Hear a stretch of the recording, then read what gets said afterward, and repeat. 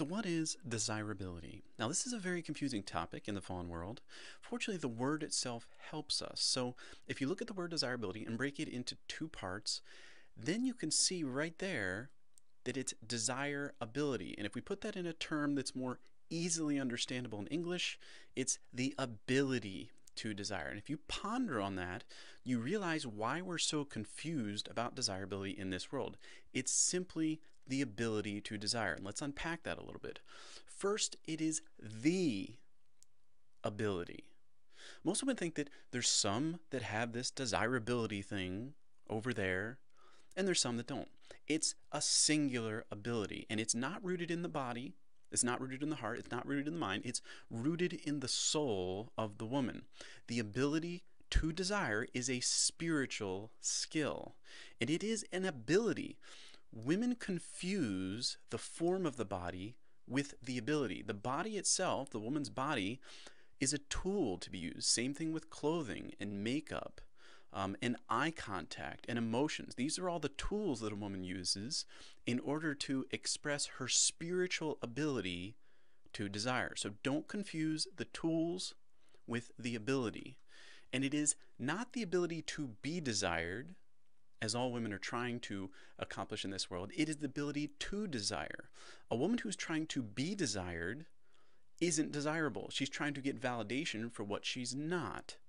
But the real ability is the ability to desire a knowledge source. Men confuse this too. So as a woman expresses desire for a man, he interprets that as the call to come and desire her. But this confuses the woman. She's like, well, wait a minute, time out. Am I the one who's desiring, or are you the one who's desiring? Because it can't be both, right? One of us has to be the creator who knows, and one of us has to be the creation who desires to know. There's two roles to play. Pick one, and then I'll play the other. But the woman's obviously most natural, playing the creational role of desiring the knowledge source. And the man is most comfortable playing the knowledge source, who wants to give to the one who desires. So she wants to play those roles, and it's romantic to stay in the roles. If they have to switch roles or come out of roles, it messes everything up. It messes the show up, and the woman does not like that. So the woman's ability to desire models creation's role with the creator. All right, so how does desirability work? Well, the first step is locating the knowledge source. And if you notice, women are always trying to find the perfect man. This is their ability to desire on full display. The woman's always trying to locate the knowledge source, and her ability to desire gives her this sense. It's what we call intuition.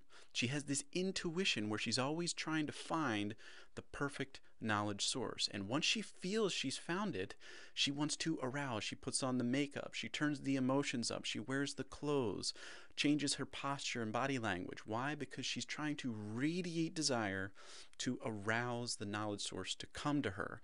And when he does, she wants to receive him. Even her body is designed to receive the masculine knowledge source. Now, men in the fallen world misunderstand this. They think because the woman's desiring, expressing desire for him, that he is the knowledge source. And he says, yes, I knew I was, even though he's not. But she's just playing the role of creation, and she's looking for someone who wants to play the role of the creator. He's not actually the knowledge source, only the creator's the knowledge source. But the woman wants to put on a glorious show, and she's assuming a man wants to do the same. But in the fallen world, this just turns into a disaster. But we can see a woman's desirability, her ability to desire, is modeling how to locate, arouse, and receive the creator.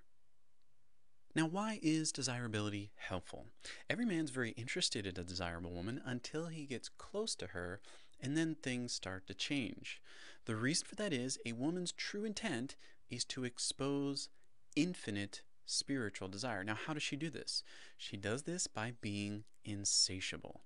Now, this drives a man nuts. Here's this woman, she's expressed desire for him, that he's the source of knowledge, the perfect source of knowledge, and he's going to come and prove that by lavishing her with gifts and telling her how amazing she is and taking her into wondrous pleasures, and she's not satisfied. How is that possible? How is that helpful? It's helpful because she's exposing the infinite spiritual desires that are in each of their souls. She's also directing him towards the source of fulfillment. Now, she's not going to pull the man aside and say, okay, now I'm going to desire you. You're going to come to me and try to fill me with everything you have, and it's not going to be enough. And in that moment, I want you to go by faith to the Creator and receive from Him and then come back to me. Okay, you got it? Like, she's not going to do that. The reason is she wants to stay in character. It's more romantic to stay in the role of creation, to keep desiring the man as the knowledge source, to put on a glorious show.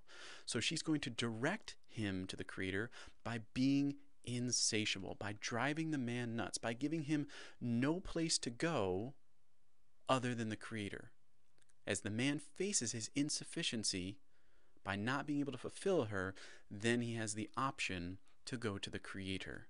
She's also validating their spiritual desires. If you notice, a woman tends to want ever increasing love. Now, she knows the man is not infinite, but yet she's expressing to him a desire for infinite love. Why would she do that to a finite man? Because she wants to expose, direct, and validate their spiritual desire for the Creator. And that is very helpful. So a woman's ability to desire models the soul's infinite desire for the Creator. So who wants desirability? Well, the first place is creation. Creation really wants to know how to be more desirable to the Creator. And here's where the woman is so special.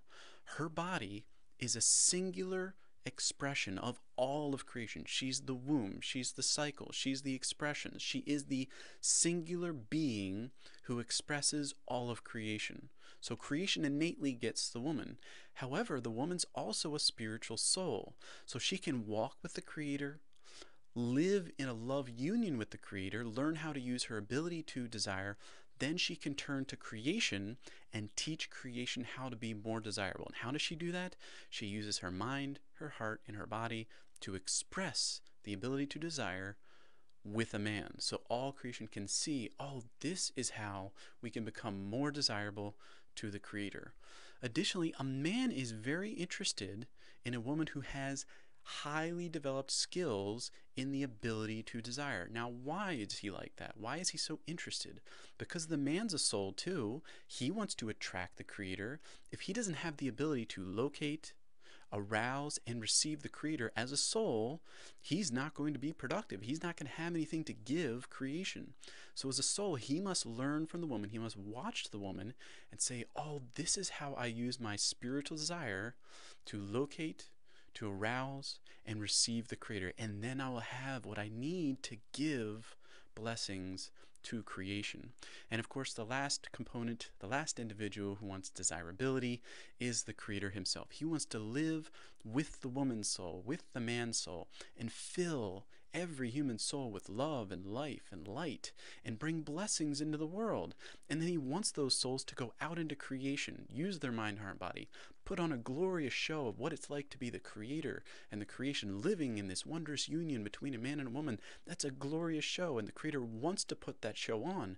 That's why he has brought all of this wonderful creation and the man and the woman into being. It's to put on the show, to display visibly, emotionally, and mentally how the union takes place between the Creator and the creation. So it's important to understand that each soul possesses the spiritual ability to desire the Creator, and the woman is the teacher of that ability.